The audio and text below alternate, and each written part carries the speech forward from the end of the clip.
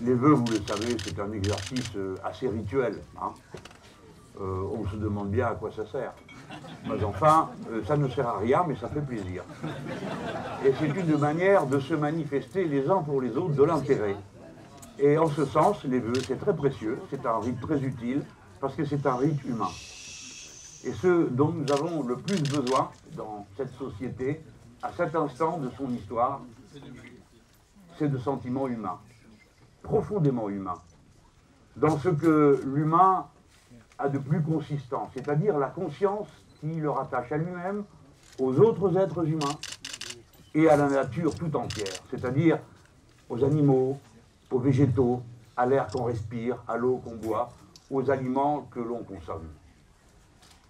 Si les vœux doivent servir à quelque chose, lorsqu'un responsable politique s'exprime, c'est à essayer de prendre de la hauteur, à se situer d'un autre point de vue pour réfléchir un instant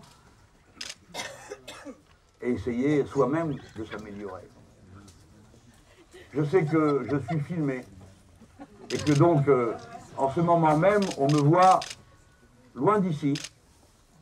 Alors, où que vous soyez, braves gens, et qui m'écoutez à cet instant, puissiez-vous recevoir ce message discret et délicat de la lumière qui inonde Marseille chaque jour, de l'Estaque, la Corniche, le Vieux-Port. Cet enchantement qui nous parle une langue que nous ne savons pas toujours bien comprendre et dont on approche le sens qu'en méditant et en s'ouvrant toujours plus à la lumière qui parle à nos cœurs et à notre raison. Cette lumière, elle va vous faire regarder différemment le tableau de votre société. Elle va vous faire apercevoir un tableau d'honneur, celui où figurent celles et ceux qui, par leur résistance, ont tout d'un coup réouvert un espace qu'on croyait fermé.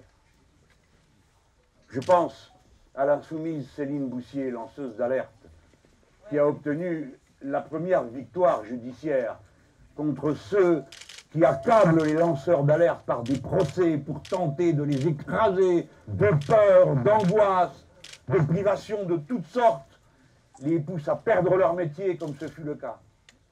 Femme incroyable, qui pour défendre de pauvres enfants qui étaient hors d'état de se défendre eux-mêmes parce qu'ils sont autistes,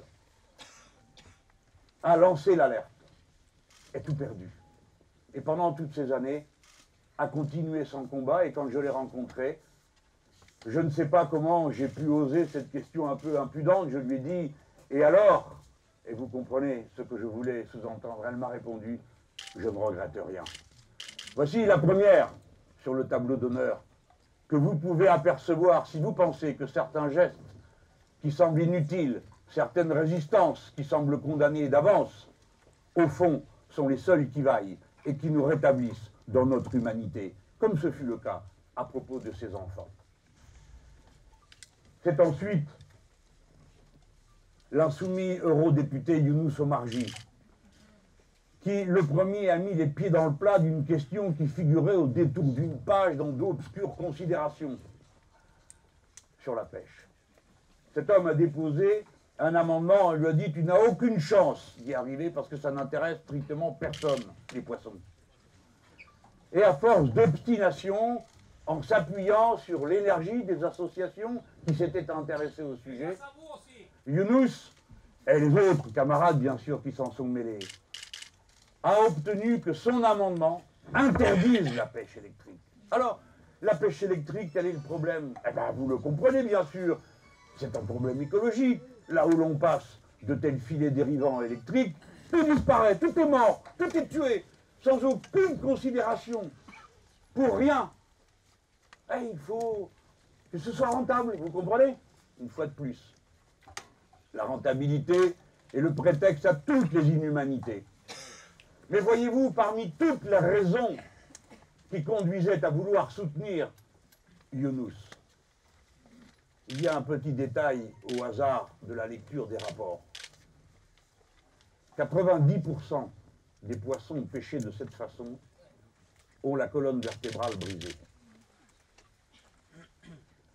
Et chacun d'entre vous, à cet instant, m'entendant parler, ressent quelque chose d'une douleur qui est une communion avec d'autres êtres sensibles. Il est temps que cette société apprenne à tourner la page qui l'a fait regarder les autres êtres sensibles et les animaux comme des choses. Car ceux qui se résolvent à l'idée que les animaux et les êtres sensibles sont des choses, sont tout prêts, ont été bien pétris et prêts à accepter que les êtres humains eux-mêmes soient traités comme des choses, c'est-à-dire mal, durement, brutalement. C'est pourquoi notre victoire dans la peste électrique est une victoire d'humanité, parce que c'est une victoire écologique. Un autre exemple pour moi de ce tableau d'honneur, ce seront ces femmes de chambre de l'hôtellerie en région parisienne. Oh, je pourrais citer des dizaines de luttes sociales. On n'en parle jamais. On ne parle jamais des résistances sociales. Vous entendez parler, dans le meilleur des cas, de grogne. Car vous vous approchez à cet instant de ces êtres qui sont juste capables de grogner, pas de s'opposer, de résister, d'affirmer une dignité sociale. Je cite ces femmes parce que leur condition est certainement une des plus dures. Elles sont éparpillées entre des hôtels. Et on leur nie leurs droits sociaux. On leur nie le décompte honnête de leurs horaires.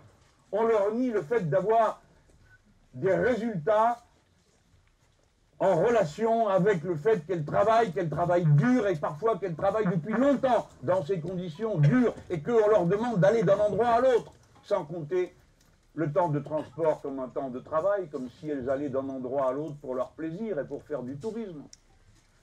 Eh bien, ces 50 jours de lutte, mesdames et messieurs, et je suis sûr qu'il y a ici dans cette salle des gens qui devinent ce que c'est, pour des femmes souvent seules, de porter sur son dos 50 jours de lutte, en se demandant si on n'a pas fait des sacrifices pour rien.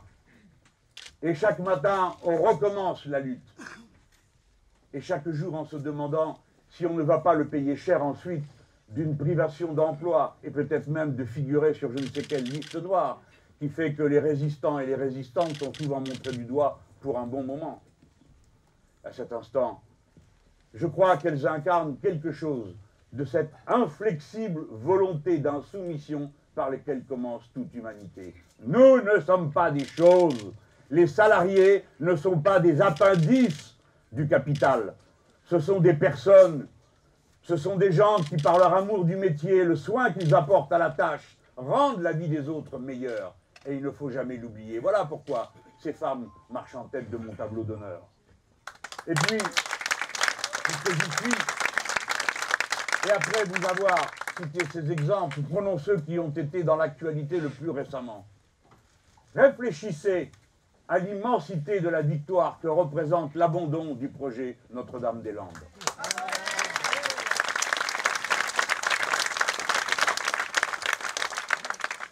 C'est à mes yeux une victoire de la raison. Elle va beaucoup plus loin par les questions qu'elle soulève que la situation locale proprement dite. Il est temps de se rendre compte que le transport aérien est une des sources de pollution les plus intenses, d'un air que nous respirons et qui est de plus en plus pollué. Il est temps de se rendre compte qu'il faut arrêter d'imperméabiliser les sols et de retirer autant d'hectares de terres cultivables à l'activité des humains pour se nourrir. Il est temps de se rendre compte qu'avec la possession de déjà le tiers des aéroports européens en France, maintenant, ça suffit comme ça. Il est temps de prendre conscience de l'intérêt vital qu'il y a à commencer par réfléchir à ce point que toute question sociale doit commencer par être réfléchie sous l'angle de l'écologie et des impératifs écologiques. Car lorsqu'on n'en tient pas compte, à la fin, ce dont nous parlons, c'est de la condition humaine. Alors, dans cette affaire de Notre-Dame-des-Landes, vous avez vu, je pense comme moi, que comme il leur en coûtait de céder, ce qui n'était après tout qu'un acte raisonnable, parce qu'un aéroport prévu il y a 50 ans, maintenu contre vents et marées, contre toute raison économique. Un aéroport qui n'apportait rien et qui correspondait à une stratégie du transport aérien de l'époque. En réalité, il s'agissait de poser le Concorde sur le territoire français à cet endroit pour traverser plus vite l'Atlantique. C'était une autre époque. Eh bien, malgré tout, on continuait. Parce que telle est la raison productiviste. Justement, elle n'a pas de raison. Elle ne sait pas s'arrêter. Elle ne sait pas s'auto-réguler d'un point de vue écologique. Elle ne sait, dans le meilleur des cas, que le faire d'un point de vue de rentabilité. Le paramètre écologique n'est jamais présent. Alors, c'était absurde de continuer. Et il semble que ça leur coûte de dire que c'était absurde, on arrête. J'ai entendu dire il fallait prendre une décision. Mais pas du tout. La décision était déjà prise, et elle était prise depuis 50 ans. Mais tout le monde comprenait qu'il y avait un problème. Et donc, que la décision prise était une mauvaise décision. Une mauvaise décision.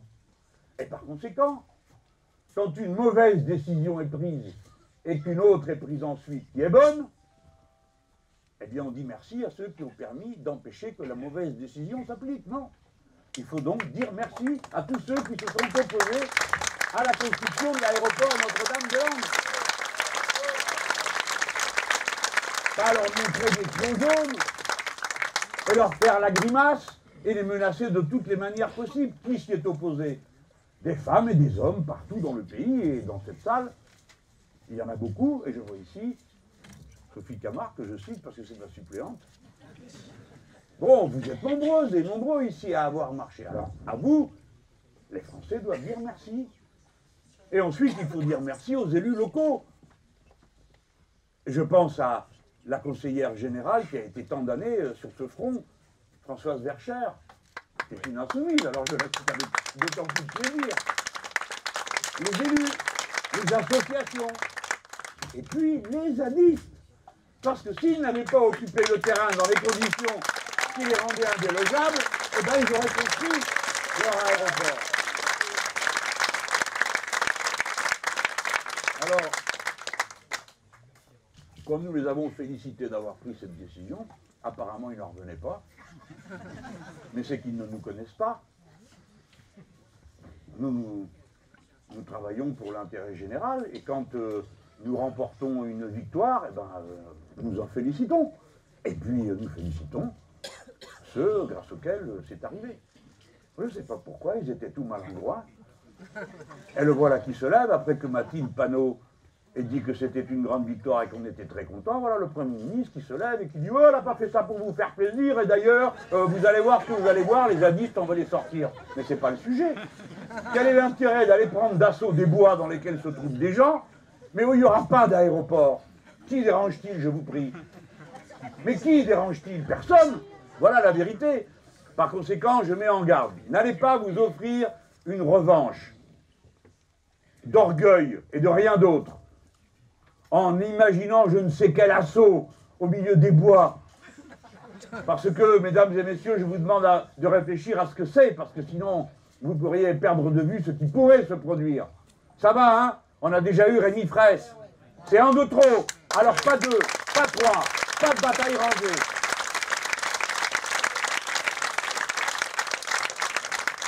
De la même manière, j'approuve la décision de fermer Fessenheim. Et vous-même aussi, je crois. C'est la plus vieille centrale atomique de ce pays. Bravo, merci à ceux qui ont mené la lutte. Parce que s'ils n'avaient pas mené la lutte, ils l'auraient recaréné. Et je me souviens d'avoir croisé un éminent personnage, dont je ne décrirai pas davantage la fonction, dans un train qui me ramenait du Parlement européen de Strasbourg, et qui m'avait dit, l'air narquois, de toute façon on la fermera jamais, on l'a remis d'aplomb. Et je lui ai dit, ben, on verra monsieur, on verra. Eh bien c'est vu, elle est fermée. Ouais. Fessenheim, sa fermeture donne raison à ce que nous expliquons depuis le début. Mesdames et messieurs, on ne va pas jeter la pierre à celles et à ceux, ingénieurs, techniciens, ouvriers hautement spécialisés, qui ont construit cette centrale, qui l'ont entretenue pendant tant d'années. Ce n'est pas le sujet. Nous ne sommes pas dans une bataille, nous ne sommes pas dans de la revanche, les uns contre les autres, une génération contre une autre. Nous sommes dans un moment où un problème que l'on ne devinait pas au départ, sauf quelques-uns qui avaient compris avant les autres, et qui, par leur travail intellectuel et l'information qu'ils ont répandue, nous ont permis de comprendre à temps, c'est-à-dire aujourd'hui, qu'il y avait un grand danger à l'utilisation de cette énergie, quelle que soit la qualité des gens qui la mettent en œuvre. Ce danger s'appelle Fukushima. Et c'est pourquoi la raison commande d'en tirer toutes les conséquences, avant de devoir constater par nous-mêmes à quel point c'est dangereux. Je remercie tous ceux qui ont fait que ce danger n'a jamais pu se déployer. Bravo, ouvriers, techniciens, femmes et hommes qui avaient fait ce travail, bravo. Mais maintenant, il faut arrêter. Il faut arrêter. Il faut sortir du nucléaire. C'est dangereux et c'est liberticide. C'est dangereux, je viens de le dire, vous le savez. Et dans ces conditions, nous avons pris la décision, nous, la France Insoumise, d'organiser une votation qui aura lieu le 18 mars. Elle va durer plus d'une semaine, je crois, pour demander aux Françaises et aux Français qui sont de notre avis de le dire, et à ceux qui sont contre aussi, pour ou contre la sortie du nucléaire. Et nous, nous sommes pour la sortie du nucléaire, et il faut s'y mettre dès maintenant. Retarder ce moment, c'est retarder le moment d'autres investissements. Retarder la décision, c'est retarder le moment où l'on devra mettre en œuvre d'autres sources d'énergie, car nous avons besoin d'énergie.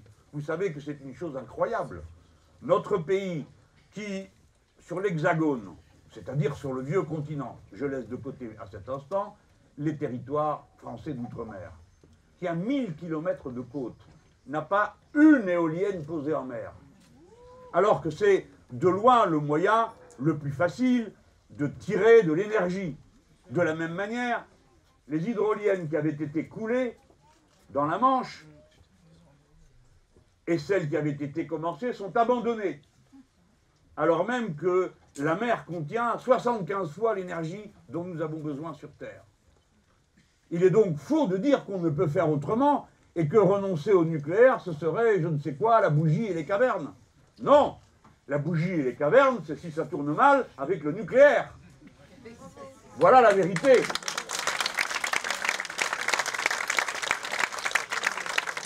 Bref, vous avez compris à travers les exemples que je viens de donner, le tableau d'honneur que j'ai voulu dessiner, que nos vœux sont d'abord destinés à dire à tous ceux qui nous entendent, ça vaut la peine de résister, ça vaut la peine de s'en soumettre, parce que c'est à ce prix que vous ferez naître un monde meilleur et un monde humain. Car si vous l'abandonnez à ceux qui en sont les puissants et les dominants aujourd'hui, les choses iront de plus en plus mal. Et nous le savons tous. Je n'ai pas l'intention de peindre noir sur noir. Et à l'occasion de vœux, de décrire des situations apocalyptiques qui feraient peur à tout le monde. Il y a déjà bien assez d'angoisse répandue autour de nous. Mais en attendant, nous, notre rôle particulier, tel que nous sommes, comme un mouvement, et puis pas seulement le mouvement, ceux qui nous entourent, qui sont d'accord avec nous. Comme je suis heureux de voir d'ailleurs que le mot insoumis est devenu une espèce de label pour tout. Alors, et d'ailleurs on nous appelle nous-mêmes, moi j'étais très fier de voir ça une fois, on a dit l'insoumise une telle, l'insoumis machin, très bien, et puis c'est moi en effet. Et vous autres là, les têtes dures, pareil. Vous êtes des insoumis. Et quelqu'un s'approche de moi et me dit « Bonjour, je suis un insoumis de je ne sais pas où. » Alors, et comment? Alors, et bien voilà, quoi, il est insoumis, il est insoumise, il est insoumis. Tout le monde comprend ce que ça veut dire. Tout le monde comprend ce que ça veut dire. Ça veut dire des gens qui résistent à la pente que le monde a prise. Eh bien, nous résistons à la pente, et nous deux, c'est qu'on résiste. Notre tâche à nous, dans ce moment, et nous le faisons sans faiblir jamais. Je voudrais dire que ce fut autant une épreuve humaine magnifique de mener ces deux campagnes présidentielles et puis législatives. Des rencontres extraordinaires ont eu lieu entre nous. Mais ce fut aussi une terrible épreuve physique et intellectuelle que de devoir entrer dans la nouvelle responsabilité qui est devenue la nôtre. Nous sommes en tête de l'opposition populaire. Et pour être franc, nous sommes souvent la seule opposition. En tout cas au plan politique. Car au plan social et au plan de lutte écologique ou démocratique, fort heureusement, le front est beaucoup plus large. Bien d'autres que nous sont en action. Donc il faut en tirer la première leçon. Nous n'aurons pas de victoire tant qu'il ne sera pas mis un terme à la division syndicale qui impuissante nos forces et limite nos capacités d'information, et tant que ne sera pas mis un terme à la coupure entre les associations, les syndicats et le mouvement politique. Chacun dans son rôle, bien sûr, mais il faut être capable de fédérer l'opposition populaire. Après, la politique, c'est très simple. On me fait des fois des procès, on me dit vous voulez être tout seul, pardon, c'est pas que je veux, c'est que j'y suis. Mais enfin, mais qui est-ce qui s'oppose? Je vous prie, on vote pour au moment de la confiance au gouvernement, les 2/3 de la droite s'abstient, et après ils viennent pleurer qu'ils sont les premiers opposants du pays, et que comme conclusion pratique, il faut leur donner le poste de questeur à l'Assemblée nationale. Si c'est là qu'est leur ambition, qu'on la contente et qu'ils nous fichent la paix. Désencombrer le couloir. De toute façon, maintenant, il y a un chef à la droite et tout le monde le sait, c'est M. Macron. Et voilà pourquoi, tout d'un coup, il s'envole. Eh bien oui, parce qu'il a fédéré les droites, et il est en train de le faire. Et vous allez voir qu'il le fera de plus en plus. Alors évidemment, il y a des ballots qui sont un peu surpris, qui avaient cru tout ce qu'on leur avait dit. Que comme il était jeune, il était moderne, et comme il est moderne, c'est qu'il est bon. Alors on l'a vu faire le beau, on l'a vu faire la brute, et puis maintenant on le voit faire vraiment le boucan, comme on dit à Marseille. Hein. C'est-à-dire qu'il a fallu passer des épisodes étranges. Alors le voilà qui va à l'étranger, il traite tout le monde de fainéant en France. Le coup d'après, il s'en va dire au président du pays qu'il reçoit, tu veux pas réparer la clim. Enfin, c'est invraisemblable. À Marseille, on appelle ça un boucan. C'est le gars où la fille se prend les pieds, quand il se lève, il fait du bruit, il sait pas prendre son verre sans que ça tombe par terre. Enfin, moi, des fois, je suis limite, hein, mais bon. Lui, alors, il est vraiment dedans. Et voilà, mesdames et messieurs, voilà pour la droite. Et puis, quant aux autres, je pense au Parti Socialiste. Ben non, ici il est là. Il fait ce qu'il veut, c'est pas nos affaires et moi, bien sûr, j'ai été socialiste longtemps. Je ne veux pas vous cacher que ce n'est pas le cas de tout le monde ici, loin de là. Mais moi, je peux vous dire, ça me fait mal au cœur de voir ça. Parce que pendant les 30 ans que j'ai passé là, ben, il y avait des foules de braves gens, de gens honnêtes, qui menaient un combat social, comme des générations avant eux, ou qui s'étaient tout d'un coup ouverts à la nécessité du combat social. Alors il en venait de partout. Hein. Moi je me rappelle, quand j'étais jeune homme, j'allais chercher ma section socialiste à Montaigu, à la porte de l'église, parce que c'était le seul mécréant. Et alors les 10 autres, non. C'était des gars de l'Action catholique ouvrière, des ouvriers formidables. Hein. Alors j'allais les chercher là. C'est pour vous dire, ceux-là, vous leur auriez pas fait avaler la loi El Khomri, hein. C'était pas leur truc. Hein. Ils étaient là pour défendre les travailleurs. Ils n'étaient pas là pour voter le CICE et remplir les poches de M. Gattaz et de ses amis comme ils sont en train de le faire, parce que les gens n'oubliez pas ça. Hein. Là, on est en train de montrer du doigt tout ce que fait M. Macron, qui a été plus loin, mais il a été plus loin, pourquoi? Parce que l'autre avant lui a ouvert le chemin. Et pendant qu'il y a un arrosage aujourd'hui avec la suppression de l'impôt sur la fortune et à nouveau des faveurs qui sont faites pour les plus riches, il ne faut pas oublier que les faveurs d'avant, elles continuent. Ils continuent à se remplir les poches avec les mesures qu'a pris M. Hollande. Et que ceux-là même dont vous entendez dire qu'ils sont en train de licencier des gens par charrette et par charrette, ont reçu cette année et vont recevoir l'année prochaine encore des chèques Hollande que vous avez remplis vous-même. Et que pendant que le monsieur vous dit qu'il va baisser les impôts publics, premièrement, vous n'en verrez pas la couleur pour la plupart d'entre vous, mais je vais vous dire que dans le même temps, l'impôt privé, lui, il augmente. Vous n'avez qu'à regarder ce que vous prend la banque pour gérer votre compte, vous n'avez qu'à regarder ce que sont les tarifs partout, et ça s'appelle un impôt privé. Parce que la moindre chose que vous faites avec votre carte bancaire, la banque qui n'a rien fait, ni allumé la lumière, ni balayé le parterre, ni qui vous a donné à manger, ni qui a fait la moindre machine là-dedans, elle prend quand même 1 à 2%. Et si vous avez certaines cartes, c'est 4%. Ça, c'est un impôt privé. Alors, il l'appelle bénéfice. Ah ben oui. C'est la soustraction des uns qui fait les additions des autres. Et de toute façon, vous n'en voyez pas la couleur, parce que là où le capital s'accumule le plus et donne les meilleurs rendements, c'est dans la sphère financière. Et je voudrais vous dire, sans m'attarder à cet instant, parce que ça n'est pas l'objet de faire un cours d'économie politique, qu'aujourd'hui plane sur l'économie mondiale le risque d'une nouvelle crise comme celle de 2008, et peut-être pire que celle de 2008, qui peut éclater à la faveur de n'importe quel éclatement particulier de telle ou telle bulle financière. Tiens, je pense à une. La dette privée des étudiants nord-américains, puisque c'est là-bas qu'on applique le régime qu'on est en train d'essayer de mettre en place en France. Alors chacun doit payer ses études et pour les payer, fait des emprunts. Et c'est accumulé de cette manière une masse dont personne n'est bien certain qu'elle sera jamais remboursée.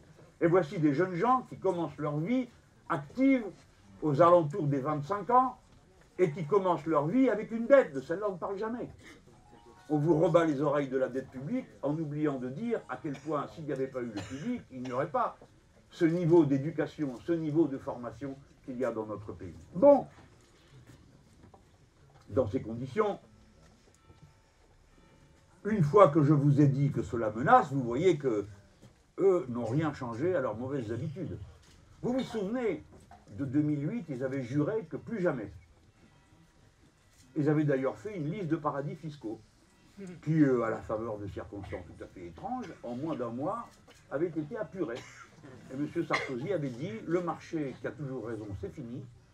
Les paradis fiscaux, c'est fini. Depuis, comme vous le savez, il semble que la fin n'était pas là où il croyait. Nous y revoici. Une liste a à nouveau été dressée. Et on vous dit, c'est la première fois qu'on fait une liste. Oui, mais c'est la première fois, ce n'est pas la première fois qu'on ne fait rien. Parce que qu'ils soient sur la liste noire ne change strictement rien à leur situation.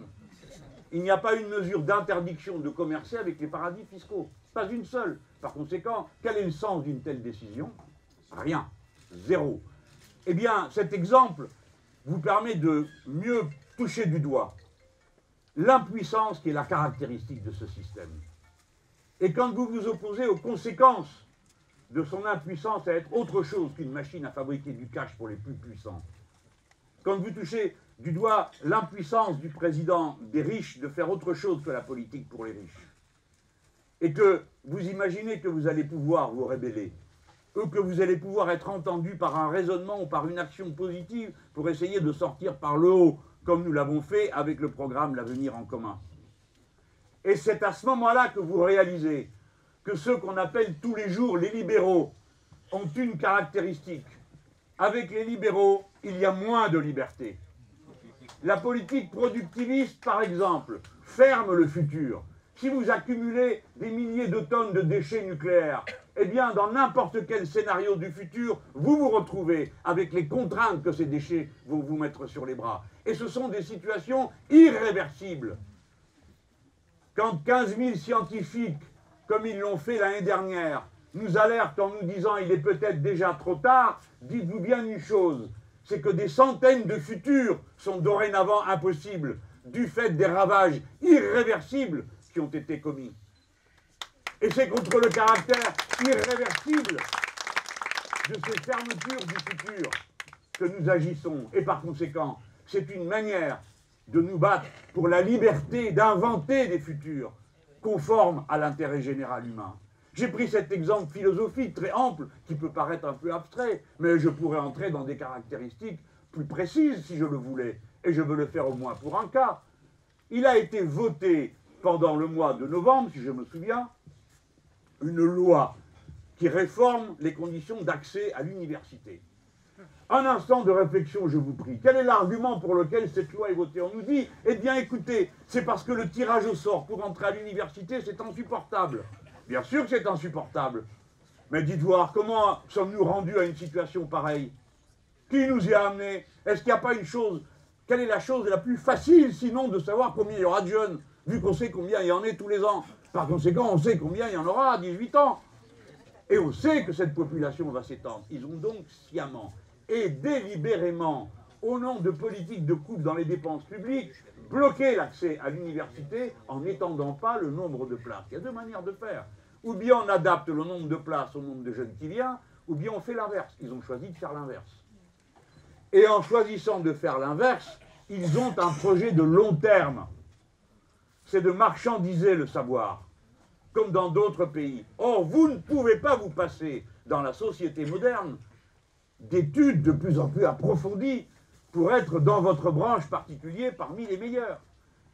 Nous n'avons pas de matière première, sinon la matière grise en France. Par conséquent, toute l'énergie du pays doit se mobiliser pour faire en sorte qu'on fasse fructifier le seul capital qui compte, c'est le capital humain, ce que les gens ont dans la tête et dans le cœur, qui les rend meilleurs et meilleurs pour la société.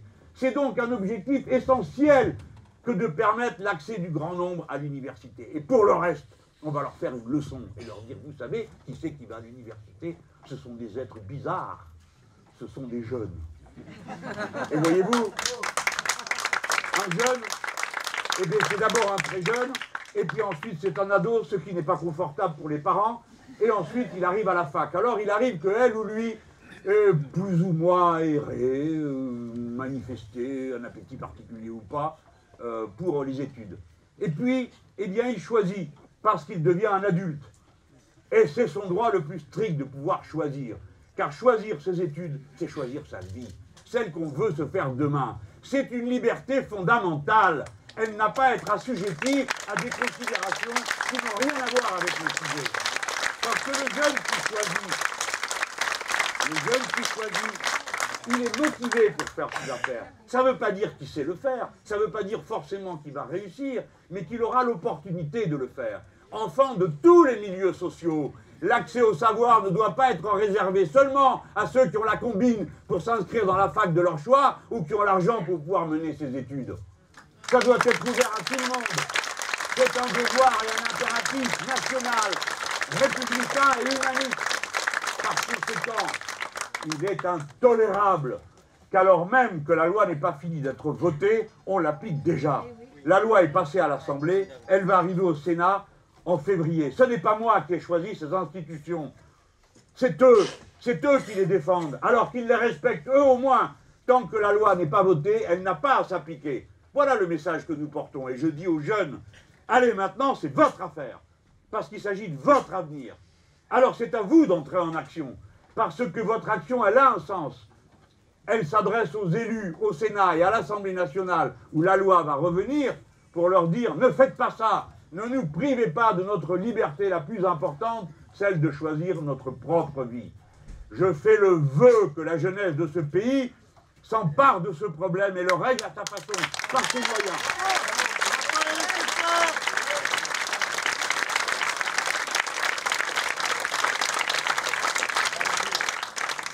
Mesdames et messieurs, en 2017, bien sûr, un premier travail a été fait. Débarrasser la scène politique de ces partis qui faisaient semblant d'être une alternance pour à la fin appliquer la même politique avec plus ou moins de férocité. Dans cette circonstance, il y a eu un deuxième tour qui cependant nous a privés du vrai débat de fond, de civilisation, qui traverse tous nos pays, pas seulement la France, tous les pays d'Europe. Je dis que nous en avons été privés parce que c'était l'alternative entre deux, chacun pour soi. Je ne dis pas qu'ils étaient de même nature. Aussi bien tous, nous avons décidé que pas une voix ne devait aller au Front National. Naturellement, ils ne le sont pas de même nature. Mais enfin, les uns disent chacun pour soi du moment qu'on est blanc et chrétien. Je ne vois pas ce que le christianisme a à faire avec ça, mais enfin bon, c'est eux qui le disent. Et de l'autre côté, un autre qui disait ben, chacun pour soi, et puis rêver d'être milliardaire, c'est parfait, chacun sera milliardaire. Ce qui est profondément immoral, mais les gens se sont dit pourquoi ils veulent notre bien. Hein. Être milliardaire, ce n'est pas être heureux. Ce qui est important, c'est être heureux. Et être milliardaire, c'est toujours immoral, parce que ça veut dire qu'on est devenu sur le dos des autres. La preuve, c'est qu'il y a de plus en plus de millionnaires, et phénomène corrélé, il y a de plus en plus de pauvres. Non, parce qu'il y a des gens qui pensent que c'est deux choses différentes. J'ai même entendu un benet me dire, moi ça ne me dérange pas qu'il y ait des riches, qui m'ennuie, c'est qu'il y ait des pauvres. Cher monsieur, c'est parce qu'il y a les uns qu'il y a les autres. Et la pauvreté se répand dans toutes les sociétés développées. Vous le savez comme moi. Or, je veux vous dire, une bonne partie des élites politiques et économiques ne savent pas ce qui se passe. Je veux dire, ils s'en doutent, mais pour eux, ce sont des chiffres. Ce ne sont pas des êtres humains. Regardez-les, par exemple, parler des réfugiés. Eh bien, je voudrais féliciter ceux qui, comme Cédric Héroux, sacrifient à leur devoir d'humanité. Et vous autres ici, là, qui avez fait ce qu'il fallait pour l'accueil des jeunes mineurs isolés dans l'église là-bas, au Vieux-Port. Ça, c'était une belle action. Et je veux vous dire, puisque j'ai la parole publique, je félicite ceux qui le font. Je voudrais dire au nom de tous les gens qui sont dans cette salle et d'une bonne partie de ceux qui nous écoutent, nous sommes heureux, nous sommes fiers de savoir que notre société contient des personnes qui n'acceptent pas l'idée qu'après avoir fait des milliers de kilomètres fuyant dans la panique, la guerre, la destruction économique que nos pays ont encouragée, fuyant le désastre climatique qui s'abat sur leur pays, que nos pays avancés ont déclenché en déclenchant cette crise climatique, que ces personnes qui ont fait ces milliers de kilomètres, qui ont enduré tant de souffrances, parfois abominables, soit par nous, ou bien rejetées à la mer, ou bien rejetées dans la neige, c'est-à-dire condamnées à mort.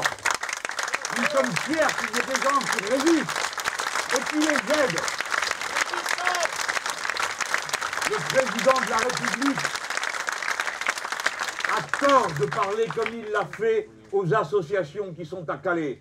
Car qu'ils viennent nous dire quelle est l'alternative à cette situation. Vous l'avez déjà fait 2 fois de détruire le camp. Est-ce que pour autant, on a cessé d'y voir des réfugiés errer dans les bois et traîner de tous côtés, ne sachant que faire avec tout ce que la nature humaine, à partir de là, peut suggérer, que nous ne supportons pas forcément. Mais enfin, la cause première, c'est pourquoi ils sont là. Et quand j'ai dit pendant la campagne présidentielle, le but numéro 1, c'est qu'ils ne quittent pas leur pays parce qu'ils aient envie d'y risquer, on m'a rionné. Et on m'a dit même que j'étais suspect de ne pas vouloir des étrangers pour les uns et les autres d'être laxistes. Eh bien, c'est la seule chose raisonnable qu'il y a à faire. Parce qu'aujourd'hui, le 60% des migrations humaines se déroulent entre les pays du Sud, comme on disait autrefois, perturbent tous les systèmes, créent du chaos de tous côtés. Alors la solution raisonnable, c'est d'en finir avec les causes qui provoquent le départ des gens. Vous le savez comme moi. Et donc il faut le faire, pas simplement blablater. Alors quand je vois que la réunion qui a eu lieu avec les chefs d'État africains naguère, à laquelle a participé le président de la République française, ça a été exclusivement pour dire qu'il fallait appliquer les accords commerciaux avec l'Europe, qui blablabla, productivité, gna gna gna, tout ça, vous connaissez la musique, devait leur garantir un futur délicieux. La vérité, c'est que c'est abattre les frontières pour que les marchandises de l'Europe submergent les marchés locaux, détruisent les agricultures locales et précipitent des masses de gens de la campagne vers la ville et de la ville vers l'exil. Les meilleurs, les jeunes gens les plus dynamiques, garçons et filles, qui quittent leur pays. Écoutez, je n'ai jamais dit que la solution, c'est de faire ce que nous faisons par dignité humaine. Je n'ai pas dit c'est ça qui va régler le problème des réfugiés. Mais j'aimerais qu'on arrête de faire des tris qui n'ont pas de sens. Bien sûr, il y a des réfugiés politiques. Et il y a un droit d'asile qui s'attache à ça, parce que nous sommes la France. Il y a un droit d'asile qui s'y attache. Mais les réfugiés économiques ne sont pas des touristes qui viennent parce que ça leur fait plaisir d'être là. Ils n'ont pas discuté au bled de comparer les avantages sociaux de tel ou tel pays. Ils ont été chassés de chez eux. Et par conséquent, ce sont des réfugiés économiques de la catastrophe économique que nous déclenchons chez eux. Voilà la vérité. Et par conséquent, c'est une facilité, un confort de l'esprit que de distinguer. Il y a un devoir qui s'applique à nous en tant qu'êtres humains, Monsieur le Président de la République, c'est qu'une personne en détresse mérite de manière inconditionnelle l'appui des autres êtres humains. C'est à ce prix que l'humanité elle-même s'est construite. Après, il y a évidemment des solutions politiques. Moi, alors, brutalité, qui ne sert à rien. Parce que ça va faire la 11e loi qui vote sur le sujet, pour faire plaisir aux partis des scrognonieux, qui ne sont jamais contents, à qui, quand on annonce qu'on va couper une main, vous demande le bras, ou bien l'autre main, et ainsi de suite. Ça ne sert à rien d'exciter les passions, d'exaspérer les tensions, de montrer du doigt pour créer des situations irréversibles de confrontation entre les populations. Alors on va raccourcir les délais pour déposer un dossier. Eh bien, je propose qu'on envoie tel ou tel des têtes d'œufs qui ont inventé ces solutions et qu'on les jette dans la montagne, en Afghanistan. Et ils verront si passer de 90 jours dans un pays que vous ne connaissez pas à 45 pour remplir des papiers dont vous ignorez l'existence dans une langue que vous ne comprenez pas au début et face à des bureaux qui ont des mœurs tout à fait étranges pour vous, si ce n'est pas trop de temps. Écoutez, ici dans cette salle, il y en a beaucoup qui ont la même histoire familiale que la mienne.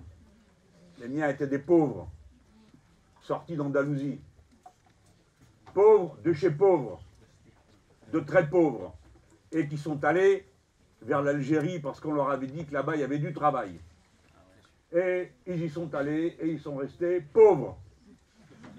Et la génération suivante s'est élevée grâce à leur sacrifice et à l'école à laquelle on accédait gratuitement et à l'enseignement supérieur, sans lesquels nombre d'entre nous ici ne seraient pas là où ils sont. Cela nous crée des devoirs. Des devoirs qui sont imprescriptibles. Alors, ceux qui s'imaginent qu'on va régler avec des coups de menton une situation de cette nature se trompent absolument. Leur seule contribution au débat public aura été de l'exaspérer et de le rendre incompréhensible. Voilà, mesdames, messieurs, ce que je crois pouvoir dire en votre nom à tous, puisque j'ai le privilège d'être entendu loin, comme vous le savez, à cet instant. Mesdames et messieurs, nous avons été privés du débat qui comptait pour nous. C'était le choix entre deux idées qui traversent le monde. Est-ce que c'est chacun pour soi et à la fin, ça s'arrangera pour tout le monde? Ou bien est-ce que c'est tous ensemble? Il y a deux logiques. Elles ont leur dignité, leurs arguments, et il faut les entendre. Il ne peut pas y avoir en débat qu'une seule logique. Or, les libéraux sont des brutaux. Ils réduisent les libertés. Je vous ai parlé tout à l'heure de la liberté du futur. Je vous ai parlé de la liberté du jeune de choisir son avenir, mais je pourrais continuer la liste. La liberté des syndicalistes de se défendre ou d'être représentés en criminalisant l'action syndicale. La liberté des associations de faire ce qu'elles jugent nécessaire de faire, alors que c'est inscrit dans leur objet, dans leur statut. Une association d'aide aux réfugiés, qu'est-ce qu'elle fait? Elle aide les réfugiés. Et il faut être un grand benet, ou bien très habitué aux ruses politiciennes les plus infâmes, pour croire qu'on écrit une chose dans ses statuts et qu'on en fait une autre dans la vie. Hein? Tout le monde n'est pas au PS. Mais nous n'avons pas pu avoir le débat qui comptait. Mais maintenant, le président a mangé son pain blanc. Maintenant, il va sentir le retour du choc des mots insultants qu'il a proférés contre ceux qui ne sont rien, les fainéants et le reste, qui sont en train de découvrir ce que contenaient les lois auxquelles ils ont eu tant de mal à comprendre la raison d'être. Car c'est toujours au nom d'un mieux qu'on leur annonce qu'on va les brutaliser. Et les braves gens toujours se disent « Ah bah, ils faisons un effort ». Parce que toute leur vie, ils font des efforts. Et donc, ils pensent qu'en faisant un effort, ça va s'arranger après, surtout pour les gosses. Mais ça s'arrange pour personne. Ni pour soi, ni pour les gosses, ni pour la société. Mais maintenant, vous êtes en train de comprendre, pas vous, parce que votre conviction est faite, mais tous ces gens qui m'écoutent, vous avez compris que ça coûte cher de démanteler l'État? Vous autres, là, qui gueulez contre les fonctionnaires, qui trouvaient qu'il y en a trop, vous avez compris que quand il y en a moins dans les services de contrôle vétérinaire, ça vous donne l'affaire Lactalis? Parce que l'affaire Lactalis, c'est d'abord une affaire politique. Bien sûr, la cupidité des dirigeants de ces entreprises est en cause. Vous le savez, je fais très attention à chacun des mots que je prononce. Parce que j'ai déjà ma cote, la Société Générale qui me poursuit en diffamation parce que j'ai traité son dirigeant de menteur, vous vous rendez compte? Le gars, il témoigne devant une commission d'enquête qu'il n'a pas de succursale dans les paradis fiscaux. Sur l'honneur, je jure que c'est la vérité, c'est pas vrai.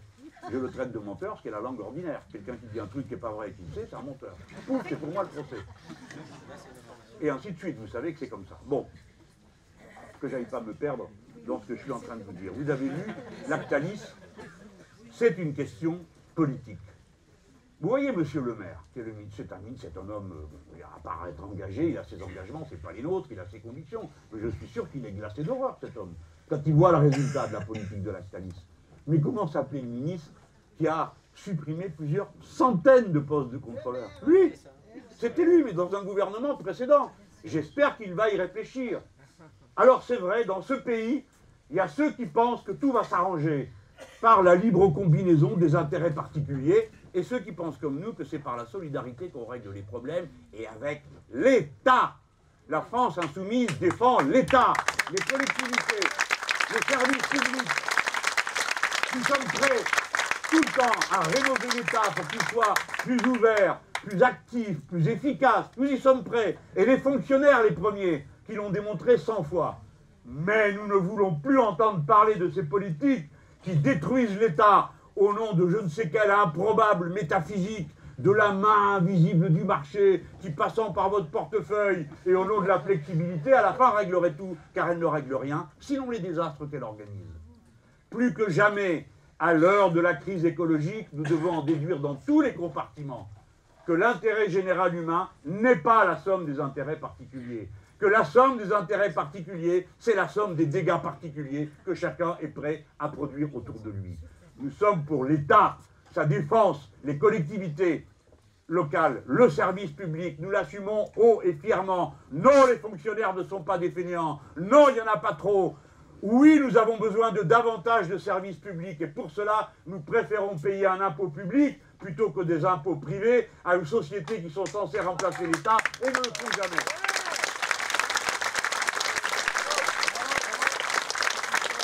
Vous voyez ce qu'ils nous vendent tous de détruire l'État et les services publics. À présent, c'est tout le service sanitaire, l'hôpital qui est au bord de l'effondrement parce que tout repose sur l'épuisement que les gens sont capables de s'infliger à l'intérieur de ce service public.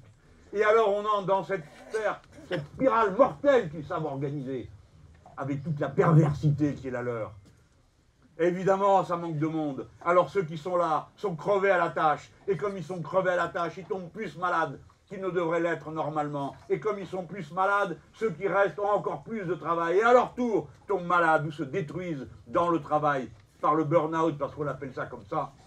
Alors le burn-out, c'est un truc où vous travaillez tellement qu'à la fin, vous ne savez plus où vous en êtes. Et c'est une maladie terrible. D'ailleurs, nous déposons une proposition de loi dans notre niche du 1er février au Parlement pour que ce soit reconnu comme une maladie professionnelle. Et alors, vous avez les mêmes qui arrivent et qui me disent « Ouais, on vous connaît, vous, à Marseille. Hein 1200 personnes en congé maladie à l'hôpital public. » J'oublie juste de dire qu'il y a 13 000 personnes au total. Mais pourquoi est-ce qu'ils sont malades, ces gens? Pourquoi? Posez-vous la question. Regardez, au lieu de les montrer du doigt, de recommencer à les insulter avant de faire quoi que ce soit de raisonnable, qui est de se demander pourquoi ces gens sont malades et qu'est-ce qu'on peut faire pour qu'ils ne le soient plus. Ça, c'est la solution rationnelle. Eh bien, vous voyez ce que ça nous coûte. Je considère que l'hôpital public et tout le secteur qui va avec, je pense à ce qui se passe dans les EHPAD, eh bien, il y a partout des mobilisations. Alors, on peut les nier, on peut faire comme si elles n'existent pas. Faites ce que vous voulez, elles existent. Et progressivement, ceux qui se mettent en mouvement cherchent à fédérer leurs forces. C'est normal. Ce n'est pas un complot politique. C'est un résultat de situation. On est plus fort quand on lutte tous ensemble. Et les gens le comprennent.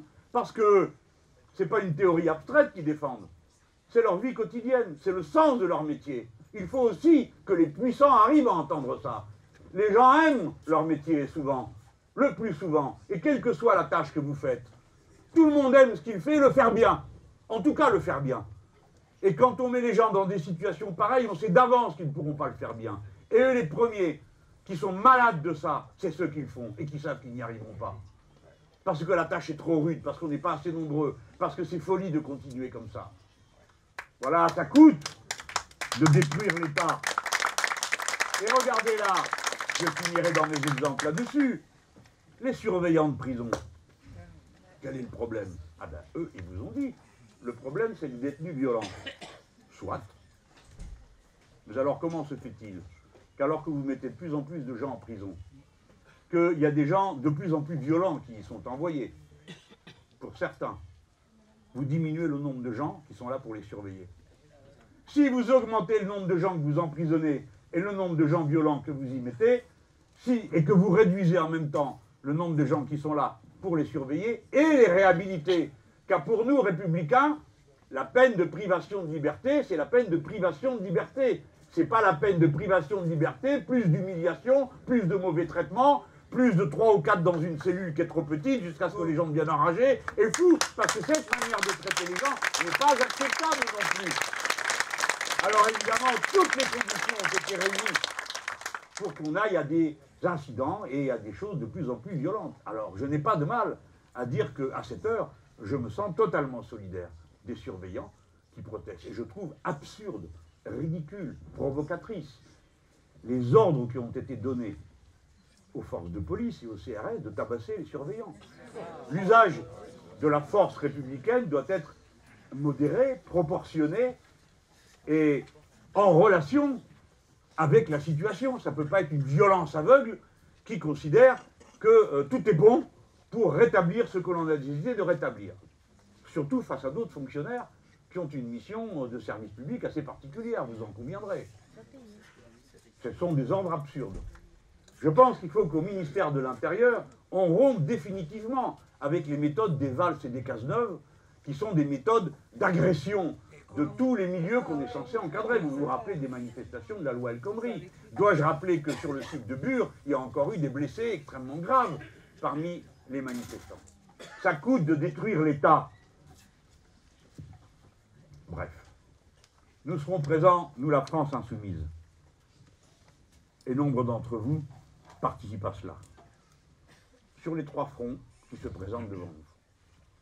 L'institution parlementaire. J'espère que vous êtes contents de vos députés. En tout cas, vous allez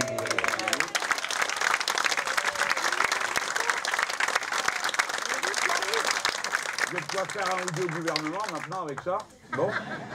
Ils sont pas assez souvent à Marseille. Alors, alors oui. Alors à Marseille, j'ai lu, puisque tu me prends au mot, Madame Versini a dit que, comme vous allez bientôt avoir un roi, là, les grenouilles, c'est M. Castaner, il sera plus présent que moi à Marseille. J'y suis 3 jours par semaine, tout en étant président de groupe. Et bien lui, qui est ministre, il pourrait être là 4 ou 5 ou 6 jours et il gouvernera depuis Marseille. En fait, ça serait mieux qu'il ne gouverne pas du tout. Bon, je vais y venir tout à l'heure et dans un instant à toutes ces histoires tellement drôlatiques. Mais en attendant, donc nous serons présents sur le plan de la vie institutionnelle et parlementaire. Parce que nous y croyons. Des fois, je suis surpris, on me dit, mais alors vous n'arrivez à rien. Bah oui, on est la minorité. Si nous étions la majorité, on vous rendrait des comptes pour ce qu'on fait. Alors il y a des gens très superficiels qui pensent qu'une démocratie, vous avez le droit de dire oui. Alors là, tout le monde est tout à fait libre d'être d'accord. Et si vous n'êtes pas d'accord, alors aussitôt vous êtes rangé dans la case extrémiste. Qu'est-ce que j'ai vu l'autre jour? J'avais carrément oublié Younous Omarji sur l'affaire de la pêche électrique. Alors on dit, mais écoutez, c'est quand même un peu curieux, il n'y a que vous qui ne l'avez pas vu. Ah oui, alors ils font un autre truc, ils rectifient dans la dépêche et ils mettent M. Younous Omarji extrême gauche. Parce que quoi qu'il arrive, il faut qu'on fasse peur. Alors au début, il faut supporter ça avec patience. Qu'est-ce que vous voulez qu'on fasse? On n'y peut rien. Mais ils vont finir par rendre l'extrême gauche sympathique. Ben oui. Alors, bon, c'est pas nous. Mais peut-être que nous aussi, au passage, ils nous auront rendus plus sympathiques. Parce que, voyez-vous, nous n'abdiquerons pas l'honneur d'être une cible, hein, comme dit Cyrano de Bergerac. Donc, c'est pas parce qu'ils nous font les gros yeux ou qu'ils nous menacent avec des pancartes infamantes que ça va nous faire arrêter d'être ce que nous sommes. Contre vents et marées, nous le resterons parce que l'intelligence populaire, c'est de notre côté qu'elle vient. Bon, l'institution, les luttes, c'est-à-dire participer, être pleinement dans les combats, à notre place, hein, en aidant tous ceux qui savent mieux que nous, quand ils savent mieux que nous, faire ce qu'il y a à faire. Chaque fois qu'on le peut, fédérer les oppositions populaires, fédérer les oppositions écologiques, chaque fois qu'on peut. Nous nous définissons comme des gens au service. Nous aidons. Et si on veut de nous, ben on est là, on ne demande rien. On ne demande pas d'honneur particulier, on ne demande pas de reconnaissance particulière. Ce qu'on veut, c'est que ce soit les gens eux-mêmes qui agissent. Et puis, sur le plan de la démocratie. Alors, mes amis, ça veut dire que nous croyons aux élections. Voilà. Il y a 5 élections partielles qui vont avoir lieu. J'espère que ma voix porte jusqu'à ceux qui sont là. Je leur dis, écoutez, c'est le moment ou jamais. C'est très dur, hein. Moi, on m'a dit, à quoi ça sert? Pourquoi vous présentez des candidats? Vous allez dépenser des sous, et puis de toute façon, vous avez perdu d'avance. À voir. Tant qu'on ne l'a pas vu, on ne le croit pas. Nous sommes des sortes de Saint Thomas de la politique. On croit ce qu'on voit, et on croit d'abord à ce qu'on fait nous-mêmes. Et c'est pourquoi nos amis sont engagés à fond dans ces élections partielles. Là, nos amis dans le Val d'Oise On nous dit la marche est trop haute, vous n'étiez même pas au deuxième tour la dernière fois, pourquoi est-ce que vous êtes encore là? Eh bien nous sommes encore là, et on va essayer de franchir cette marche. Et je m'adresse aussi à ceux du territoire de Belfort, à ceux du Loiret, à ceux de la Haute-Garonne, à ceux de la Guyane. Et nous ne pouvons être efficaces, je parle des élections partielles, il y a Mayotte qui s'est mis en plus aujourd'hui, mais je n'ai pas le reste de la liste, je parle de celles que d'ores et déjà nous maîtrisons. Nos amis sont engagés à fond dans ces batailles.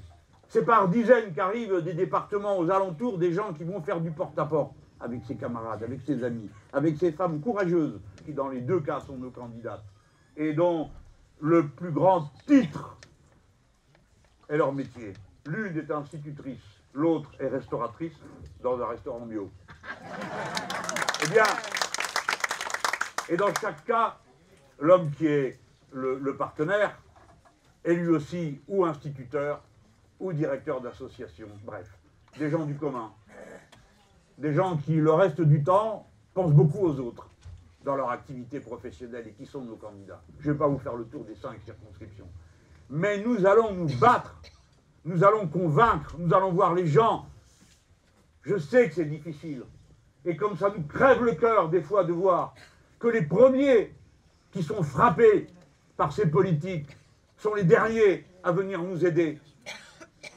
Et qu'on fait tout pour les maintenir dans l'ignorance de ce qui se trame et qui se joue. Donc nous avons un énorme travail d'éducation populaire. Si dur que ce soit, mes chers concitoyennes et concitoyens, si dur que ce soit, voilà la part qui nous revient. C'est plus facile de convaincre, d'expliquer, de rencontrer quelqu'un que peut-être de prendre tous les risques, comme les personnes que j'ai citées tout à l'heure, en tête desquelles j'ai fait marcher Céline Boutier, la lanceuse d'alerte. C'est pourquoi c'est notre devoir de le faire, de ne jamais poser sac à terre. Eh bien, des fois, ça arrive, il le faut, parce que la vie vous a joué un mauvais tour de santé ou d'accident, de vie. Alors c'est à l'autre de venir remplacer celui qui fait la pause. Ne laissez pas s'épuiser au combat, toujours les mêmes. Ne vous contentez pas de les regarder agir, aidez. Vous avez compris que ce n'est pas à vous qui êtes dans cette salle que je m'adresse, parce que votre engagement, je le connais. Mais à tous ceux qui peuvent m'entendre, à qui je veux rappeler ce que je disais au début, que la lumière vous éclaire à votre tour la raison et le cœur. Vous avez toutes les raisons d'agir. Et si vous n'agissez pas, ce n'est pas que vous consentez, c'est que vous laissez commettre des fautes immenses dont vous êtes responsable aussi parce que vous n'agissez pas. Enfin, il y aura bientôt des élections européennes. Vous me voyez tout doucement m'avancer vers des sujets qui ici ont une acuité tout à fait incroyable. Il va y avoir des élections européennes. Avant cela, je ne vais pas en parler, bien sûr. Sinon, pour vous dire une chose, bien sûr, il y aura une liste insoumise en France et en Europe s'il y a une liste transnationale. Ce que, pour notre part, nous souhaitons. Nous préférerions, en effet, qu'à côté des listes nationales, il y ait une liste transnationale qui nous permette de déployer devant toute l'Europe ce que nous sommes et qui existe dans plusieurs pays sous des appellations différentes et qui mènent des combats qui sont les nôtres. Car nous sommes, nous, les plus internationalistes, parce que nous sommes liés à tous ces combats, à tous ces gens. Le plan B regroupe des partis, des organisations, des mouvements de 25 pays différents d'Europe. Les autres y parlent, et ils font des grandes coalitions, c'est-à-dire qu'ils font partout, eux aussi, la même chose. SPD, le Parti socialiste allemand, avec la CDU-CSU de Mme Merkel. Mais nous savons que cette élection, c'est peut-être le moment de la dernière chance pour cette construction particulière. Les libéraux ont enfermé l'idéal européen, l'idée européenne, qui est notre propriété. Je voudrais le rappeler, sur le plan historique, c'est les nôtres qui se sont depuis toujours battus pour faire l'Europe contre la guerre. D'abord parce qu'ils étaient lassés des guerres qui ont détruit le vieux continent à plusieurs reprises. Et maintenant que tout a échoué, que parce qu'on a liquidé les services publics, privatisé tout ce qu'on pouvait privatiser, qu'on continue à appliquer des politiques de coups de sombre, de coups de clair dans les budgets, si bien que les gens se battent entre eux dans les pays, ne supportent aucun nouvel arrivant parce qu'ils se disent du peu que j'ai, celui-là va me le prendre. C'est eux qui ont créé avec ces politiques-là une telle insupportabilité dans la société, une telle fermeture et parfois une telle xénophobie. Mais enfin, il est temps de se réveiller, non? L'Autriche est dirigée par l'extrême droite et la droite. La Pologne est dirigée par l'extrême droite. La Hongrie est dirigée par l'extrême droite. Et nous autres Français, nous avons vu l'extrême droite entrer au Bundestag. Et nous ne donnons leçon à personne parce que chez nous, nous en avons 10 millions qui ont voté pour l'extrême droite. Peut-être qu'il faut se dire qu'il y a quelque chose qui tourne pas rond, qu'il est temps d'arrêter avec cette folie, qu'il est temps d'arrêter de montrer du doigt les lanceurs d'alerte que nous sommes. Oui, nous sommes des lanceurs d'alerte contre une dérive incroyable de cette Union européenne qui n'a plus rien à voir avec les raisons pour lesquelles l'Europe a été imaginée au point de départ. C'est une machine à confisquer la souveraineté des peuples et à les jeter les uns contre les autres. On vide toutes les structures sociales de sens, l'État de tout sens, les nations de tout sens, et à la fin, on s'étonne qu'il y ait ici, là, des indépendantismes qui ne sont pas à mettre sur le même plan que les autres nationalismes, mais qui en sont quand même. Eh bien, il est temps, non? C'est pourquoi cette élection, pour nous, aura une place particulière. Parce que c'est le dernier moment où on peut faire entendre une voix. Regardez ce qui vient de se passer. C'est intéressant. 14 économistes, français et allemands, viennent de produire un texte où ils font des propositions de réforme. Je ne dis pas, je les approuve. Mais c'est intéressant. Enfin, on peut réfléchir d'une manière rationnelle au problème. Prenons un exemple. Ils disent, les 3% de déficit maximum, ça n'a pas de sens. C'est une espèce de règle abstraite qui sort d'on ne sait où. Nous, on sait d'où. L'homme qui a inventé ça s'appelait l'inspecteur des finances Abeille. On lui a dit, il faut mettre un chiffre maximum. Alors, bon, 5% ça faisait trop, 1% ça faisait risible, donc il a mis 3. Il le raconte lui-même. La règle des 3% maximum de déficit, c'est une invention comme ça. C'est absurde. Ces économistes disent, bah, il faudrait rattacher l'ampleur du déficit, en quelque sorte, au progrès de la richesse produite dans l'année. Hein? Le PIB, on appelle ça comme ça. Bon, c'est une idée. À mon avis, elle n'est pas géniale, parce que l'année où le PIB recule, il faut aussi reculer l'investissement public. C'est absurde. Mais enfin, on peut parler. On peut comparer des solutions rationnelles entre elles. Dire ceci oui, ceci non, peut-être. Ça ne peut pas être un débat où les uns ont tous les droits à continuer une politique absurde qui a tout détruit, et en plus le droit de montrer les autres comme des ennemis publics, des extrémistes. Non, ça suffit. Ça ne peut pas être ça, la discussion. Et ça ne peut pas être non plus cette espèce de margouillis, de propos romantico-sentimentaux. Le couple franco-allemand et toutes ces sornettes, ça n'existe pas. Il n'y a que des Français de pauvre imagination pour se figurer que le gouvernement de droite allemand a fait autre chose qu'une politique de droite depuis 30 ans. Parce que quand ce n'était pas le gouvernement de droite, c'était un gouvernement du SPD qui faisait la même chose et même pire, pour ce qui est de M. Gerhard Schröder. Et ensuite, quand c'était ni les SPD, ni le CDU-CSU, c'était les deux ensemble. Eh bien, voici 30 ans qu'ils n'en font que d'après l'intérêt de leur pays, comme ils le comprennent eux. Ils ont demandé l'autorisation à personne pour échanger un marque de l'Ouest contre un marque de l'Est, provoquant une augmentation des taux d'intérêt incroyable qui nous a coûté à nous, Français, des centaines de millions. Parce que pour pouvoir suivre le mouvement, ben, il a fallu payer plus cher pour emprunter. Bon, tout ça est un peu technique, j'en conviens, hein, mais ils n'ont jamais fait autre chose que ça. Et ce sont les dirigeants français qui, bien contents que quelqu'un fasse le sale boulot, hein, bon, comme ça les arrangeait, ont suivi en disant, ah, ben, c'est les Allemands. Et moi, chaque fois que je vais à une interview, on me dit, ah oui, oui, qu'est-ce que vous proposez? Vous proposez rien. Je propose, on me dit, oui, mais si les Allemands ne veulent pas. D'abord, un, on ne leur a pas demandé, même à Mme Merkel. Deux, les Allemands, ça n'existe pas. Il y a des Allemands de droite, des Allemands de gauche, des Allemands ouvriers, des Allemands propriétaires, et ainsi de suite, comme il y a des Français de droite et des Français de gauche et du reste. Donc ce n'est pas vrai. Nous pouvons convaincre. Mais là, ce qu'ils sont en train de faire, c'est le truc, là, le couple franco-allemand. C'est mignon, ça, non? Alors on est un couple, ça tombe bien, en plus il y a un gars et une fille, donc ça fait un couple assez traditionnel. Bon, écoutez, franchement, c'est risible. Qu'est-ce que ça veut dire? On va célébrer le traité de l'Élysée. Ah, j'ai déjà assez parlé, mais enfin, c'est pas croyable. Quand on l'a signé, on était 6. Et le général de Gaulle a voulu qu'on signe ce traité pour tourner la page de la guerre. Il a bien fait. C'était une bonne idée, un bon chemin. Bon, enfin, les autres se sont assis dessus 5 minutes après.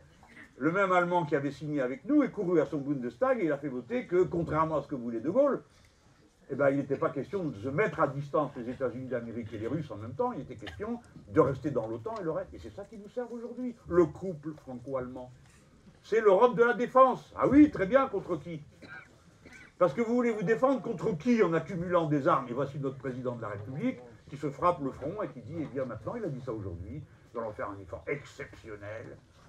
Il y aura 2% du PIB qui seront consacrés à la défense. Alors je suppose qu'il y a des gens qui regardent ça, bon d'abord, ça leur dit rien, le PIB, 2% non plus, et ils se disent, bon, c'est sûrement qu'il faut ça.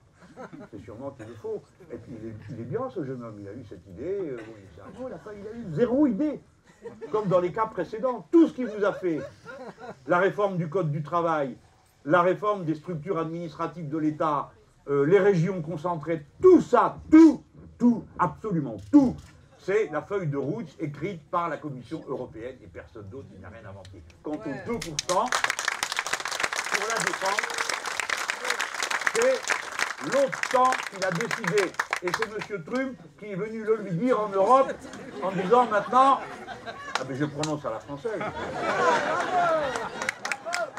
Bon. Mais c'est Marseille, c'est comme ça. Moi je parle marseillais. Donc, l'autre il dit, le président des États-Unis dit, c'est 2%. Eh bien, aussitôt, M. Macron se tape le front et dit, j'ai une idée, c'est 2%. On l'a déjà entendu. Voilà ce que sont ces gens. Si je vous dis tout ça, c'est pour que vous compreniez, vous-même, commencer à déchirer le voile d'illusion, ce rideau de mensonges, de faux semblants, de communication à deux balles, pour masquer l'aspect méthodique, planifié, organisé du passage d'un modèle de société à un autre. Du modèle de la société héritée de la libération et des grands combats sociaux de notre patrie, qui sont des modèles qui ont permis de créer cette puissance extraordinaire que nous sommes, alors que nous sommes si peu nombreux dans l'humanité tout entière, et passer à la politique du chacun pour soi. Tout marché, tout marchandise. Les hommes et les femmes qui sont responsables de ça agissent de concert entre eux. Ce concert s'appelle la Commission européenne. Par conséquent, nous ne pouvons pas accepter ni que ce déni de souveraineté continue, qui va vous obliger les gens à supporter le traité de libre-échange avec le Canada sans avoir votre mot à dire un seul jour. Car il s'applique déjà, vous n'êtes même pas au courant, peut-être pour certains d'entre vous, il s'applique déjà, et il s'appliquera quoi qu'il arrive, parce qu'on a dit à M. Moscovici, qu'est-ce qui va se passer si jamais il y a un pays qui dit qu'il est contre, eh ben il dit il s'appliquera quand même. Alors comme il a vu qu'évidemment on nous a sauté dessus, ah bon il s'appliquera quand même, alors qu'est-ce qu'on fait là? C'est quoi là, la commission de quoi là? Commission des affaires étrangères de l'Assemblée nationale, pour qu'on se réunisse, ça coûte des sous pour rien, puisque de toute façon vous appliquerez tout. Alors il s'est repris, il a dit non, il y aura des conditions, qui que quoi, etc. Puis au bout d'un moment, je ne sais pas quoi, il a perdu patience, il a dit, écoutez, on est dans une zone inconnue juridique. Alors, la volonté du peuple, la démocratie, c'est une zone inconnue juridique de la bureaucratie bruxelloise. Hein, voilà. Alors ça, je le dis encore ce soir bien fermement, nous n'acceptons pas le condominium franco-allemand sur le reste de l'Europe. Nous étions 6 quand on a fait le traité de l'Élysée, on est 28. C'est donc à 28 qu'on prend les décisions, pas à 2. Surtout quand à 2, ça fonctionne comme une camisole de force, où il y en a une qui la passe à l'autre. À vous de savoir qui est dans quel rôle. C'est la vérité. Et pour la France, il y a encore autre chose à dire. Il est temps de rééquilibrer les relations de notre pays avec le reste des pays de l'Union européenne. C'est vers le sud qu'il faut davantage se tourner, vers l'Italie, l'Espagne, le Portugal, la Grèce, qui sont les nations sœurs latines comme nous-mêmes, avec qui nous avons d'innombrables intérêts communs et des traditions en commun, qui sont celles de l'État unitaire, et ainsi de suite. Je ne veux pas entrer dans les détails. Mais je le redis très solennellement, il est temps de se tourner davantage vers nos alliés naturels de l'Europe du Sud et d'avoir avec le Maghreb qui est en face de nous des relations de solidarité, d'intelligence et de fraternité. Je demande aux responsables de mon pays de se rendre compte qu'à l'heure qu'il est, il faut venir à la rescousse de la Tunisie, qui est au bord d'un effondrement économique qui serait provoqué par les pressions du FMI, plus les violences politiques du parti islamiste avec lesquelles tous les partis français ont négocié du temps où ils formaient un gouvernement de coalition, à l'exception de nous et du Front populaire tunisien. Il est temps d'aller à la rescousse de la Tunisie, de les aider de ne pas les regarder en leur faisant des déclarations générales et vagues sur l'amour qu'on leur porte. La France doit annuler ou geler la dette que la Tunisie a avec elle. Parce que c'est cette respiration que nous pouvons donner aux Tunisiens. Bon, je vous ai dit, c'est les fronts de bataille politique. Là, voilà. Pour l'Europe, ça va être dur, hein, parce qu'on aura à peine commencé, ils vont déjà nous montrer du doigt, nous traiter de tous les noms, ils vont faire assembler tous. Hein. C'est là que vous verrez le nouveau Macron. Macron, généralissime de la droite. Alors il y aura d'un côté des Juppé, de l'autre des Dussopt et d'autres rénégats de la sorte. Bon, et puis ils vont se mettre tous ensemble pour dire l'Europe, l'Europe, l'Europe, il y a rien au-dessus, bon, comme si nous étions le contraire. Mais, donc on mènera la bataille. Il y aura une liste insoumise, je vous l'ai dit. Alors, j'en viens à l'autre élection qui a l'air de préoccuper tout le monde ici. Je ne sais pas pourquoi. Hein. Enfin, quoi, les municipales, c'est dans 2 ans. Ça va, oh. Alors bon, les grenouilles de droite cherchent un roi, comme a dit Gaudin, qui a toujours un cerveau d'avance sur cette bande assez risible. Et maintenant, le dernier dont on parle, c'est M. Castaner. Et alors après, on vient me voir moi. On vient me voir moi tous les jours. On me dit, alors là, alors rien du tout. Mais oui, je suis... Si on me pose la question à moi, si on me la pose à vous, vous répondrez comme vous voulez. Mais moi, je réponds. C'est moi qui décide. Et personne ne va me tordre le bras. Et qu'est-ce qu'il faut d'abord faire? D'abord, si on veut être dans l'esprit de la France insoumise, le programme L'avenir en commun, il faut d'abord faire un programme. Et puis, la question, c'est pas qui va marcher devant. La première question qui est à régler, c'est qui va faire les listes.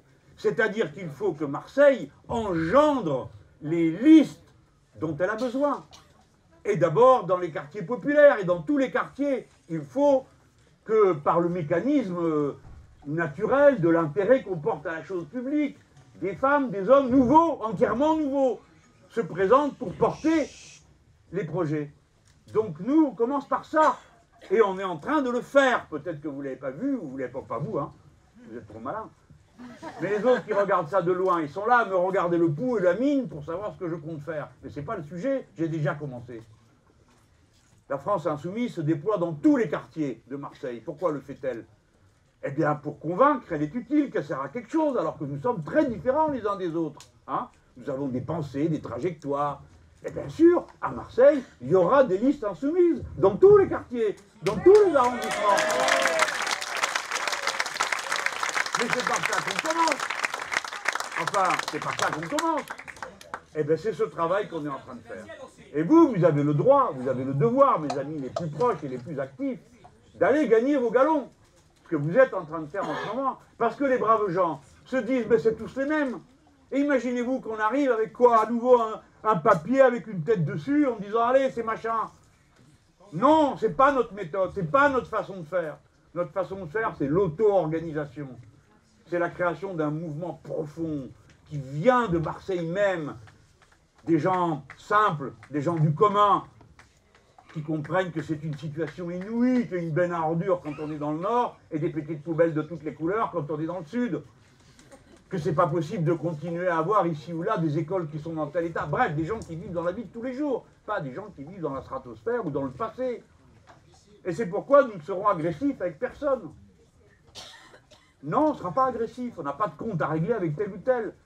Nous sommes une force de mobilisation populaire, de proposition populaire. Voilà ce qu'on va être. Et c'est à ça que vous sert le mouvement La France Insoumise, à travers des actions.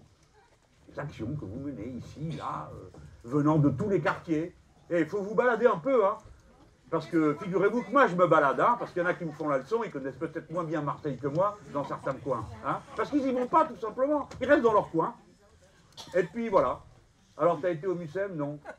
Jamais. Comment t'as jamais été au MUSEM? J'ai jamais. Je connais des gens qui m'ont dit jamais. D'autres, j'ai dit, tu connais là le coin là-bas, en Douvres? Où ça? Eh bien, il faut se balader. Il faut regarder, il faut voir, il faut parler. Et vous autres, les insoumis, les premiers. La mescla, là, il faut se mélanger.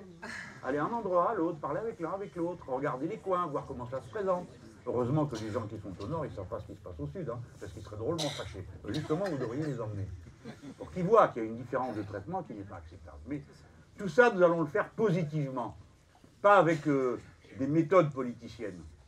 Je te montre un texte, je suis désigné, c'est pas ça notre sujet. Alors je vous parle de Marseille, dire oui, mais il y a le pays tout entier vous entend. Mais les amis, c'est que nous sommes en train de faire la même chose à Lille, nous sommes en train de faire la même chose à Toulouse, nous sommes en train de faire la même chose à Strasbourg, Montpellier, Bordeaux, Roubaix, Tourcoing, et ainsi de suite. Si vous voulez vous préparer correctement, ceux qui viennent matin, midi et soir me rebattre les oreilles avec les élections municipales, je n'ai qu'une réponse à leur faire: gagnez vos galons sur le terrain et vous viendrez après me parler de savoir qui est le chef, le sous-chef et le reste, si jamais on en a encore besoin. Bon. Je veux faire mentir mon équipe qui avait prévu 1h30. J'ai dit, mais comment 1h30 de discours, vous n'y pensez pas? Je me fais souvent des promesses à moi-même qu'ensuite j'ai du mal à tenir. Mais j'ai le goût d'expliquer. Je n'ai pas si souvent l'occasion de rencontrer mes amis, mes proches. Ici, plein d'entre vous, on se croise. On fait des actions, je vous crois, je vous vois. Alors des fois, je vous mélange parce que je me dis, mais tiens, mais celle-là, je l'ai vue à Montpellier, et c'est Marseille ici. Alors des fois, on me dit, oui, oui, tu m'as vu à Montpellier. Je blague, mais c'est pour vous dire, tant de monde, tant de braves gens, tant d'amitié, tant d'affection, tout ça est bon. Et c'est ça qui nous aide à avancer. Vous voyez, moi je recharge ma batterie. Alors on me dit, c'est plus bref, hein, je sais ce que je peux. J'explique. Mais vous autres, je termine là-dessus. Il faut que vous n'oubliez jamais ce que nous sommes. Un mouvement, oui. Un programme, oui. Mais d'abord, nous sommes la continuité d'un fil rouge dans l'histoire. Et à chaque génération, quand je parle de génération, je parle de tous ceux qui sont là. Ce n'est pas une affaire d'âge. Chaque génération doit prolonger le fil. Déjà, pour le prolonger, il faut qu'elle le garde. Bien en main, ne jamais le lâcher. Depuis que la lumière est revenue sur le vieux continent, allez, on va dire 1487, hein, par la pique de la Mirandole, de la dignité de l'homme. Tout d'un coup, la pensée s'est réouverte parce que les textes arrivaient et l'expérience accumulée du passé a permis d'éclairer un présent qui, à l'époque, était fort sombre. 1487. Et on positionne philosophiquement que les êtres humains sont perfectibles. Et que comme ils sont perfectibles, ils changent leurs propres conditions et leur propre nature. Et c'est une particularité spéciale de cette espèce, qui peut donner des choses horribles, mais qui peut aussi donner des choses magnifiques. Des choses horribles, on vous en régale tous les jours, pour que vous ayez bien peur de tout, de votre voisin, de celui qui n'a pas la même tête que vous, qui n'a pas la même religion. Et nous sommes plutôt le camp de ceux qui, par choix, voulons rester optimistes et confiants dans l'avenir, qui nous disons, nous avons les moyens de rendre cet avenir meilleur. Peut-être qu'on a tort, mais c'est comme ça qu'on fonctionne. Et en tout cas, c'est grâce à nous que ça peut un peu s'améliorer, ou s'améliorer vraiment. C'est ça que nous sommes d'abord. Nous sommes l'humanisme, qui depuis 5 siècles travaille le vieux continent. Vous savez, la pensée des Lumières, elle a des défauts, on a assez entendu parler, mais elle a aussi cette immense qualité de croire à la raison et d'avoir été capable d'en étendre la compréhension. Aujourd'hui, on ne parlerait plus de la raison et de la nature comme on le faisait il y a un siècle, ou même, pour certains, il y a quelques décennies. Nous avons compris que l'être humain n'a pas pour vocation de dominer la nature, mais au contraire, de chercher à se mettre en harmonie avec elle. Et quand je dis la nature, c'est tous les autres êtres vivants. Cette harmonie, ce n'est pas une chose métaphysique, mystérieuse. C'est faire coïncider les cycles des uns avec les cycles des autres. Hein? Le cycle de ce qu'on prend à la nature avec le cycle de ce qu'elle est capable de reconstituer. Et ainsi de suite. Je ne prends que cet exemple simple. Nous sommes d'abord une option philosophique. Nous sommes d'abord un regard sur le monde. Et nous comprenons que la condition de départ, la condition numéro 1, pour pouvoir penser ce monde, et pas simplement en être l'objet, le rouage. Pour pouvoir commencer à le mettre à distance, il faut s'en soumettre. C'est-à-dire refuser que l'ordre établi est un ordre définitif. Et ce que l'ordre établi nous montre d'abord, c'est l'inégalité. Et il faut d'abord apprendre à refuser l'idée que l'inégalité est un fait naturel. C'est un fait social. De la même manière, il nous faut apprendre à regarder ce qui est autour de nous et qui est vivant, non comme des choses, mais comme une part de nous-mêmes, comme notre corps inorganique en quelque sorte. Chaque oiseau qui passe dans l'air, chaque insecte, chaque plante fait partie de nous, parce que nous ne sommes rien s'ils ne sont pas là. Voilà ce que nous sommes. Je peux le dire dans un discours sur les œufs. Mais vraiment, c'est le message essentiel. Et vous autres, tous, chacun d'entre vous, vous le savez. Parce que vous ne seriez pas entrés dans cette lutte. Vous ne seriez pas insoumis si vous n'aviez pas ça en vous. Eh bien, il ne faut pas en avoir honte. Il ne faut pas le refouler. Il ne faut pas le cacher comme une chose dont on oserait parler. De dire qu'on a le cœur plein d'amour et de tendresse. Et qu'on regarde le monde entier avec cet œil-là. Et que les jours où on ne le fait pas, après on s'en veut. Voilà. L'insoumission, ce n'est pas un parti. C'est plus qu'un mouvement. C'est une volonté et une espérance qu'il reste un futur possible pour les êtres humains et que ce futur soit un futur humain.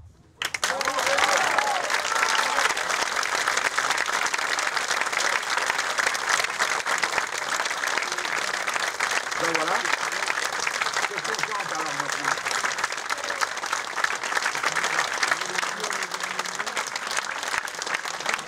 Allez, la Marseillaise quand même, on est à Marseille. Allons enfants de la patrie, le jour de gloire est arrivé. Contre nous de la tyrannie, l'étendard sanglant élevé, l'étendard sanglant élevé. Entendez-vous dans nos campagnes, mugir ces féroces soldats qui viennent jusque dans nos bras, égorger nos fils et nos compagnes.